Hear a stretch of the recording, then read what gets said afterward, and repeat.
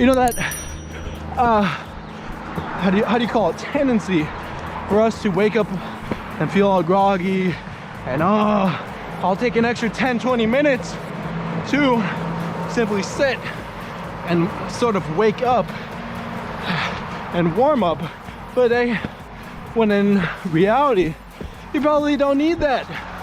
Those 10-20 minutes are minutes you'll never get back, and those spent fighting that procrastination, which is ultimately what it is you're fighting, could be spent on other battles within your life. So the battle of getting bigger, stronger, faster, smarter, making more money, you name it. So when you become a master of fighting procrastination, of fighting those hesitations, it'll put you in a lot better position in life to handle those other things that may present you. Because trust me, there's a lot of other problems and battles in life that extend beyond simply procrastination. Because once you simply just show up and go do the work, then you're judged on how good you do it. And that's when training comes into play, when all the hours of hard work that you put in to get better, and it could also be used, you know, that example of studying, all those hours that you put in for studying for that test, when that exam is ultimately given to you, that's it, when it's your time to shine, when it's your time to perform. So that's the next thing that we're going to talk about. So how do you formulate the ability to perform in any case, whether it may be my thing of running and juggling, or I'm an engineer? So my ability to build prosthetics, because I'm a biomedical engineer, that's what I do, what I want to do, what I strive to do. How do I actually perform when something like that, a complex task, is given to me? So hold up, I would just clear our nose real quick. Whew. So how do you actually perform? You could say, as simple as it may be, is through practice. That simple act of doing something over and over again, that practice, whether it may be done half-heartedly or not at full strength. Because let's say you're running sprints, right? And you're not running them all at 100%, which is fine for certain reasons. Because let's say you run 10 sprints. So let's say you run those 10 sprints at 100%. By the time you're done with those, you're gonna be pretty doggone tired. You're not gonna probably be able to continue.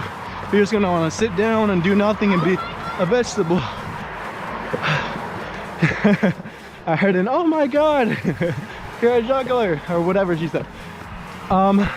Let's not get carried away with that. Hopefully our camera's good. You guys can see everything okay. So let's see. So yeah, so what you can do is you could set things at different paces or speeds.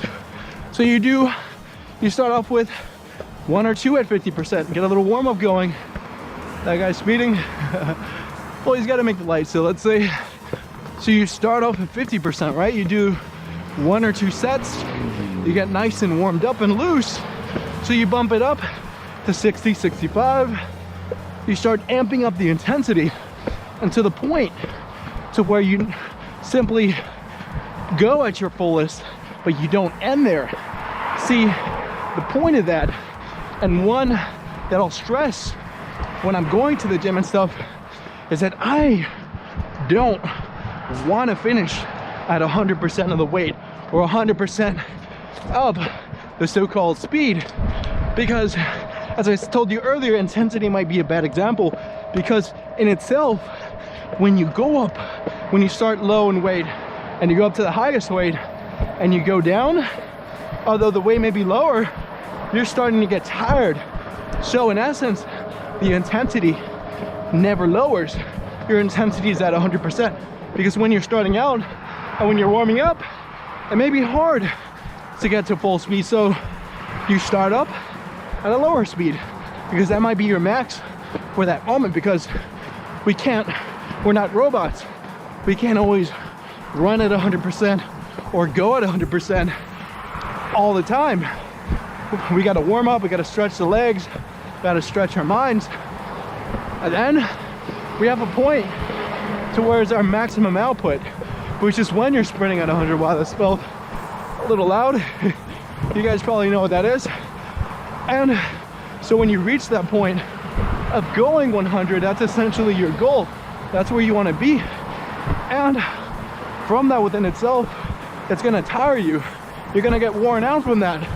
But what that means is not to stop, not to quit, because you'll realize that although you may feel a little bit tired, there's still a little bit of gas in the tank, and you got to keep going, because at that point, height stress is the most important part of your workout, or your run or steady session, whatever you call it, because that little bit of juice is one that propels you to the next level. Because once you hit that apex, you keep going, it'll build you that endurance and literally drain you. You become like a car, you'll run out of fuel, which is good. You want to do that. You want to run your car all the way to E, and which is fine, because you'll know that you got everything out of your workout, you got everything out of your study session. And what you do is you simply recharge your battery. You wake up the next day, or you go to sleep, get a nice rest. This is always important when you're working out, studying, doing whatever. It's such a big thing. And you wake up and you do it again, and you drain that tank. And then what you'll start to notice is that tank, its capacity gets bigger. It burns fuel at a slower rate. It's not wasting so much fuel and sending it into the environment, polluting it. It's another argument within itself. But what you'll realize is that you'll start to become more efficient. Those going at 40 miles an hour, 50 miles an hour if you're a car, which you guys probably aren't, but that 40, 50 miles an hour will feel a lot less to you. That 1 plate, 2 plate, 3 plate bench press won't feel as hard as it did before, because your body's performing better. Your body can handle it. It's been through those trials in order to strengthen it. So, amongst the topic of fuel, as we're reminded as we pass by this Domino's, pizza is the important thing of diet. What are you putting into your body in your day-to-day activities? You're like a car. If you put in the right fuel, you're gonna go faster. Your car will run better. You'll go longer. And we're just like that. Say you put in junk food and horrible food that you may find at cheaply made food, that quick food, instant food, or fast food, probably familiar with that term, is you'll probably, here, let's run across this before we die. So if you put in that harmful food into your body, guess what? That run that you normally do, that weight when you hit that bench press, is not gonna come up as easy, because your car or your body is not running how it used to be. It's not performing at peak levels, which can arguably be attained by eating the best food, eating the cleanest. So with that, I'd say cook your own meals. Go to Publix.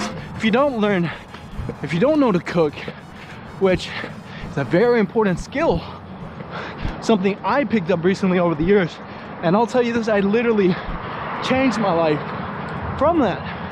Now 2 pounds of meat or big portions cost a lot less. I'm able to eat a lot more and eat cleaner and not worry about processed foods and foods that ultimately are not good for me. I'm able to prepare my own food and eat a lot more efficiently and treat my body like the temple I think it is. Which you don't have to go all the way into that example, but you got the gist of it. So with that, you want to take care of your body. You know, it doesn't stop at the gym or strengthening your mind reading some books. You gotta give it the right fuel. So put the right things in your body. Those foods and drinks that you drink and eat, those are very important for you.